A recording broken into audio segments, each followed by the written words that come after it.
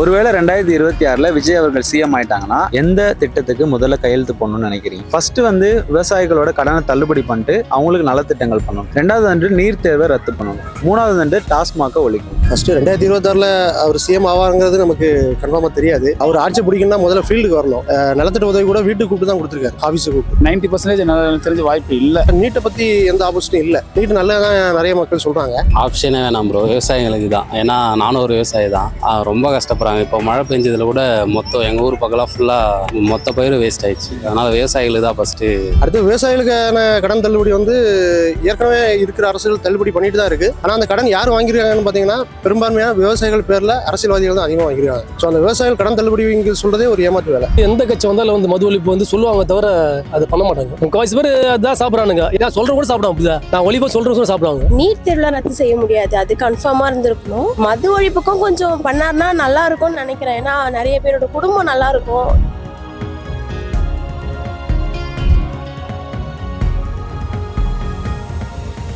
விஜய் அவர்கள் ஒருவேளை 2026ல சிஎம் ஆயிட்டாங்கன்னா எந்த நலத்திட்டத்துக்கு ஃபர்ஸ்ட் சைன் பண்ணணும்னு நினைக்கிறீங்க? விவசாயிகளுக்கான நலத்திட்டங்கள், அவங்களோட கடனை தள்ளுபடி பண்ணணும். ரெண்டாவது நீட் தேர்வை ரத்து பண்ணணும். மூன்றாவது டாஸ்மாக ஒழிக்கணும். ஃபர்ஸ்ட் 2026ல அவர் சிஎம் ஆவாங்கிறது நமக்கு கன்ஃபார்மா தெரியாது. ஏன்னா யாருமே கட்சி ஆரம்பிச்சு முதல் எலெக்ஷன்லேயே ஆட்சி பிடிச்சதா இல்லை.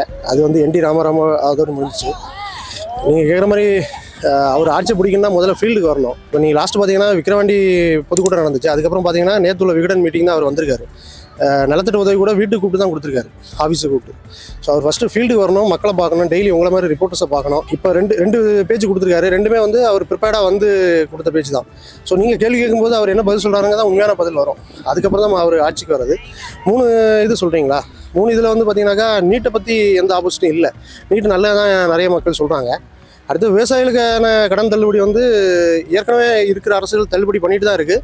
ஆனால் அந்த கடன் யார் வாங்கியிருக்காங்கன்னு பார்த்தீங்கன்னா பெரும்பான்மையான விவசாயிகள் பேரில் அரசியல்வாதிகள் தான் அதிகமாக வாங்கியிருக்காங்க. ஸோ அந்த விவசாயிகள் கடன் தள்ளுபடி சொல்கிறதே ஒரு ஏமாற்று வேலை. யாரெல்லாம் இயற்கை விவசாயம் வராங்களோ அவங்களுக்கு வேணால் மானியம் அதிகமாக கொடுக்கலாம், அதை ஊக்குவிக்கலாம். விவசாயிகள் பேரில் கடன் வாங்கிறது பூரா பார்த்தீங்கன்னாக்கா 2 மாறி 2 ஆளுங்கட்சிக்காரங்க தான் வாங்கியிருப்பாங்க கோஆபரேட்டிவ் சொசைட்டியில். மூணாவது டாஸ்மாக ஒழிக்கணும். அது எந்த மாற்று கருத்தும் இல்லை. அது யார் வந்தாலும் ஒழிக்க வேண்டியது. ஃபர்ஸ்ட் கையெழுத்தா இந்த மது ஒழிப்பு திட்டத்தை ஃபர்ஸ்ட் கையெழுத்தா நான் எதிர்பார்க்குறேன். ஏன்னா அதுதான் முக்கியமாக எனக்கு தோணுது. விவசாய நலத்திட்டம் அடுத்ததா இருந்ததா நல்லதாக இருக்கும். எனக்கு ஃபர்ஸ்ட் மது ஒழிப்பு திட்டத்தை நீங்கள் முதல் கையெழுத்து திட்டமாக மிஸ்டர் விஜய் போட்டாருன்னா எனக்கு நல்லா இருக்கும். எனக்கு நம்பிக்கை இருக்குது. கண்டிப்பாக பார்த்தீங்கன்னா 2026ல் விஜய் பார்த்தீங்கன்னா முதலமைச்சர் ஆகிடுவார்னு எனக்கு கண்டிப்பாக நம்பிக்கை இருக்குது. ஆப்ஷனே வேணாம் ப்ரோ, விவசாயிகளுக்கு தான். ஏன்னா நானும் ஒரு விவசாயி தான். ரொம்ப கஷ்டப்படுறாங்க. இப்போ மழை பெஞ்சதுல கூட மொத்தம் எங்கள் ஊர் பக்கம்லாம் ஃபுல்லாக மொத்த பயிர் வேஸ்ட் ஆயிடுச்சு. அதனால் விவசாயிகளுக்கு தான் ஃபஸ்ட்டு பண்ணணும்னு நான் நினைக்கிறேன். அவர் அதுதான் பண்ணுவார். ஏன்னா அவரோட கொள்கையே அதுதான். விவசாயிகளுக்கும் மக்களுக்கும் என்ன பண்ணணுமோ அதுதான் பண்ணுவார். ஃபார்மர் விவசாயிகளுக்கு கடன் ஃபஸ்ட்டு தான். ஏன் அதை ஃபர்ஸ்ட் இம்பார்ட்டன்ட்? ஏன்னா அதானே சொல்றீங்க. ஏன் நீட் தேர்வு ஒழிக்கணும்னு சொல்றீங்க? இல்லை, இப்போ நிறைய பேர் நீட்னால பாதிக்கப்படுறதா தமிழ்நாட்டு ஃபுல்லாகவே ஒரு பரவலான ஒரு விஷயம் இருக்கு இல்லைங்களா? அதுதான் யாருக்கு ஆட்சிக்கு வராம இருந்தாலும் சரி, இல்லை எலெக்ஷனுக்கு புதுசாக யாராவது நிற்க வந்தாலும் நாங்கள் இதை ரத்து பண்ணுவோம்னு சொல்லி தான் அரசியலே பண்ணுறாங்க. ஸோ அது ஒரு காரணமாக நிறைய பேர் மத்தியில் இருக்குது. அதோட உண்மைகள் நிறைய பேருக்கு தெரியாதுன்னு வச்சுக்கோங்களேன். பட் அது ஒரு காரணமாக இருக்கு இல்லையா? அதெல்லாம் தேவையில்ல ப்ரோ, விவசாயத்துக்கு. ஏன்னா அடுத்த வேலை சாப்பாட்டுக்கு தானே வேணும். நீட் தேர்வுங்கிறது அவங்க சம்பாதிக்கிறதுக்காக தான் பண்றாங்க. அப்போ எதுக்காக சம்பாதிக்கிறோம்? சாப்பிட்றதுக்கு தானே. அப்போ நமக்கு அதானே ஃபுட்டு தானே ஃபர்ஸ்ட் முக்கியம். ஸோ அதனால ஏன்னா நிறைய பேர் ஏழைகளா இருக்காங்க. அவங்க நம்பி இருக்கிறதே ஃபுட்டு அந்த விவசாயத்தை நம்பி தான் இருக்காங்க. அப்போ தான் அவங்களுக்கு காசு வரும், அவங்க சாப்பிடுவாங்க, பண்ணுவாங்க. அப்போ அவங்கள தான் ஃபர்ஸ்ட் வாழ வைக்கணும். அவங்கள தெய்வமால வழிபடணும். அதை யாருமே பண்ண மாட்டாங்கல்ல. டாஸ்மார்க் ஒழியறதுங்கிறது இதுக்கு அடுத்து கம்பல்சரி முடியுமானா இது இப்போ 90% தெரிஞ்ச வாய்ப்பு இல்லை. ஓகேங்களா? மேபி ஓகேங்களா, ஒன்று நீட்டுக்காக பண்ணலாம். ஆனால் நீட்டுக்காக பண்ணுறதா இருந்தால் கூட வச்சுங்களேன், அது தனிப்பட்டு ஒரு ஸ்டேட்டுக்காக வச்சுங்களேன் அவங்க கொடுக்க மாட்டாங்க. அவங்க இது வரைக்கும் எந்த ஸ்டேட்டுமே நம்ம இதில் பண்ணதில்லை. மேபி பார்த்தீங்கன்னா விவசாயத்துக்காக வேணால் இட் இஸ் பாசிபிள். ஓகேங்களா? அதுதான் என்னோட விருப்பமும் கூட. பண்ணால் ஃபஸ்ட்டு அவங்களுக்கு ஏதாவது ஒரு கிரியேட் பண்ணுவாங்க. ஒருவேளை விஜய் அவர்கள் திருநங்கைகளுக்கான ஏதாவது ஒரு நலத்திட்டம் வழங்கணும்னு இருந்தாரு அப்படின்னா எதை ஃபர்ஸ்ட் சஜஸ்ட் பண்ணுங்க?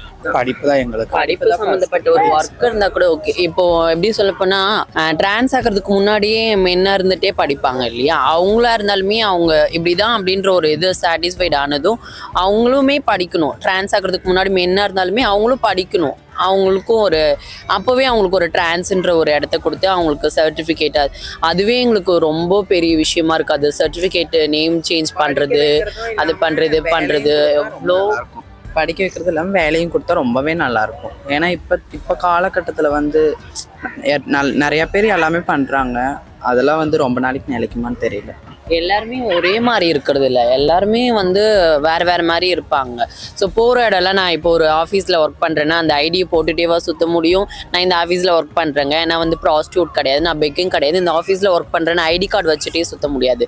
ஸோ பார்க்குற ஒரு ஆஃபீஸர் ஆகட்டும், ஒரு போலீஸ் ஆகட்டும், எங்களை ரெஸ்பெக்ட் பண்ணணும்.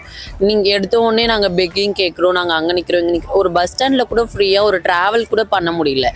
அம்மா அப்பா வீட்டிலேருந்து இப்போ நாங்கள் இங்கே வரோன்னா அம்மா அப்பா கூட வந்து நாங்கள் நடந்து போயிட்டுருப்போம். நடந்து போயிட்டு இருக்கும்போதே வேற யாராவது நடந்து போயிட்டு இருக்கிறாங்க அப்படின்னு நினச்சிட்டு, ஏய் நீ ஏன் இங்கே நிற்கிற அப்படின்னு கேட்பாங்க. அப்போ அந்த இடத்துல எங்கள் அம்மாவுக்கு எவ்வளோ மனசு கஷ்டம். அதெல்லாம் அப்பா கூட போக முடியாது. அப்பா கூட ட்ராவல் பண்ணாலும் அப்பாவும் நாங்களும் தப்பு பண்ணுறோம். ஸோ அண்ணா கூட நின்று பேச முடியாது. அண்ணா ஏன் எல்லாருமே அப்படி ஆயிட மாட்டாங்கல்ல, எல்லாருக்குமே ஒரு இது இருக்குல்ல.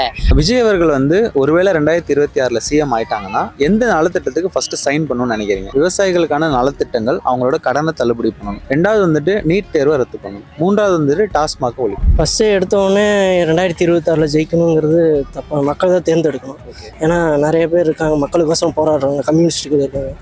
ஒரு வேளை யார் வந்தாலும் சரி ஃபஸ்ட்டு வந்து விவசாய கடன் வந்து தள்ளுபடி பண்ணணும். மது ஒழிப்புன்றது வந்து தமிழ்நாட்டுக்கு வருமானது தான். அது வந்து எந்த கட்சி வந்தாலும் வந்து மது ஒழிப்பு வந்து சொல்லுவாங்க தவிர அதை பண்ண மாட்டாங்க. சொல்லுவாங்க, சொல்லிட்டு கொஞ்சம் கம்மி பண்ணுவாங்க, அந்த டைமிங் கம்மி பண்ணுவாங்க, இது பண்ணுவாங்க. ஏன்னா மது ஒழிப்பு ஒழிச்சா வச்சுக்கேன் தமிழ்நாட்டு புலத்தில் ஓட்டு கம்மியாக இருந்துடும். முக்கால்வாசி பேர் அதான் சாப்பிட்றானுங்க. ஏன் நான் நடிக்கிற சாப்பிட்றானுங்க, ஏன் சொல்கிற கூட சாப்பிடுவாங்க. அப்படிதான் நான் ஒழிப்பாக சொல்கிற கூட சாப்பிடுவாங்க. அது வேறு விஷயம் இல்லை. மது ஒழிப்பு கம்மி பண்ணிடலாம். அதேமாரி விவசாயம் கண்டிப்பாக கம்பல்சரி இருக்கணும். ஆனால் அதுதான் நம்ம சாப்பாடு, அதெல்லாம் சாப்பாடு இல்லை, புரியுங்களா? அது கம்பல்சரி இருக்கணும். ஆனால் மதுவிலக்கு வந்து கட்டுப்படுத்த மெதுமெதும் கம்மி பண்ண தான் முடியும், ஒரேடியாக ஒழிக்க முடியாது. அது அரசாங்கத்துக்கு வருமானது கொஞ்சம். அப்புறம் வந்து இந்த விவசாய கடை வந்து அதுவும் உடனே எல்லாமே, ஏன்னா எந்த ஆட்சி வந்து விவசாயத்தை வச்சு தான் பேசுகிறாங்க. விவசாயத்தை கடத்தை கொடுப்போம் கொள்வோம்ன்றாங்க. ஆனால் விவசாயம் அந்தெல்லாம் கொடுப்பாங்க, கொஞ்சம் ரொம்பலாம் கம்மி பண்ண முடியாது, பண்ணுவாங்க, ஓரளவுக்கு பண்ணுவாங்க. நீட்டை வந்து ஒழிச்சா நல்லது. ஏன்னா ஏழைப்பட்ட மக்களும் படிக்கிறாங்க, வசதி உள்ள மக்களும் படிக்கிறாங்க.